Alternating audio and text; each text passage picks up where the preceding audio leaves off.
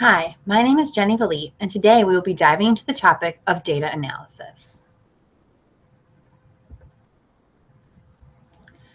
What is data analysis? Well, data analysis is the process of inspecting, cleaning, transforming, and modeling data with the goal of discovering useful information, suggesting conclusions, and supporting decision-making.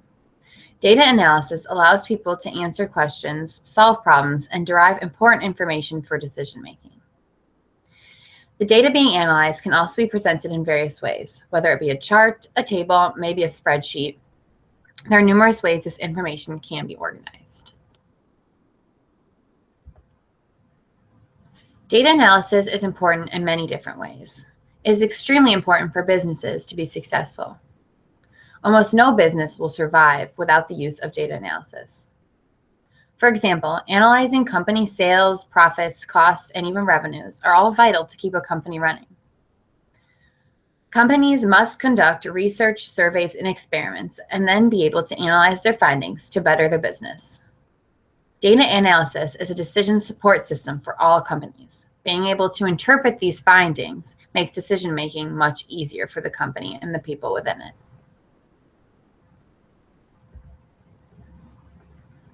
Each company using data analysis creates its own data products and relates to their own requirements and goals.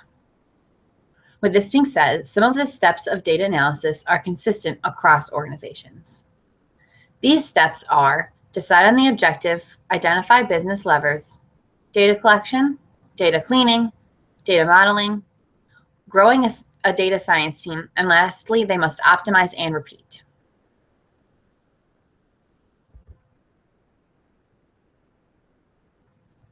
The first step the business must decide on is what are the objectives for the team that will be researching this data. Companies' objectives often take a lot of data collection and analysis of the data that is found. They need to find a measurable way to look at this data so they may use it for decision making.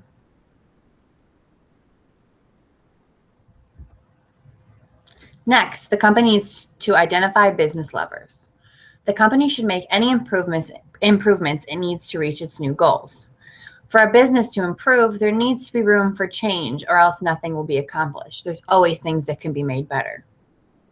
Identifying goals early will help avoid meaningless research and, again, meaningless analysis.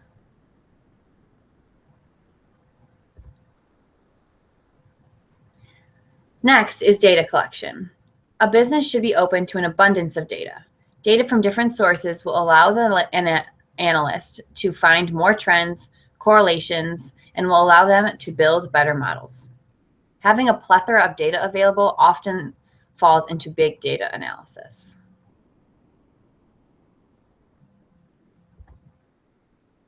Next is data cleaning. Data cleaning involves taking all the data the company just collected and improving the quality of it.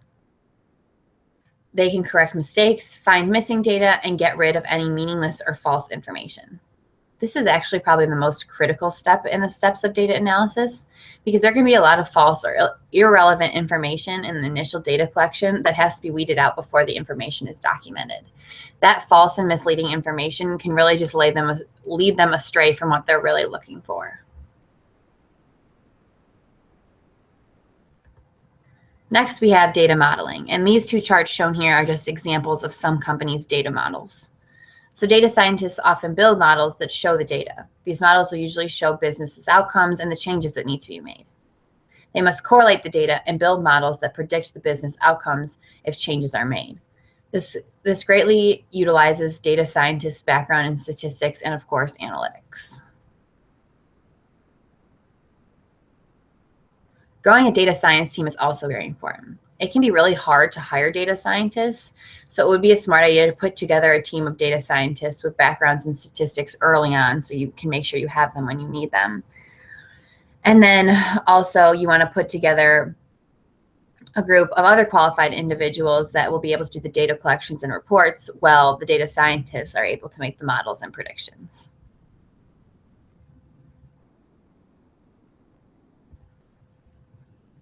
The last step in the process is to optimize and repeat. These steps will help lead to continuous improvements to the business. Based on the models made and the predicted results, the business can make changes to the driving levers. Based on the predicted results, the business can make decisions on future actions and then go through the steps again, which is the repeat, with added levers and goals.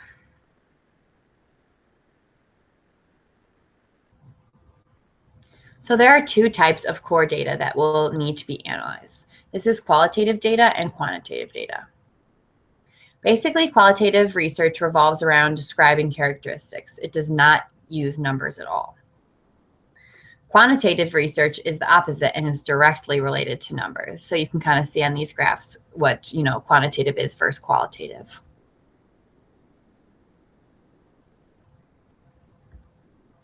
So there are many techniques when it comes to collecting qualitative data to analyze.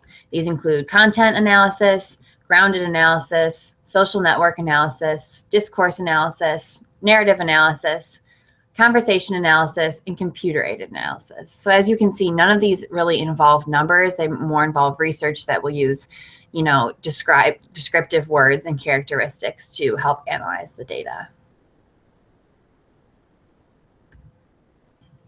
Then there are various techniques for analyzing quantitative data as well. When working with numbers, many analysts will solve for the descriptive statistics. These include measures such as the mean, median, and standard deviation.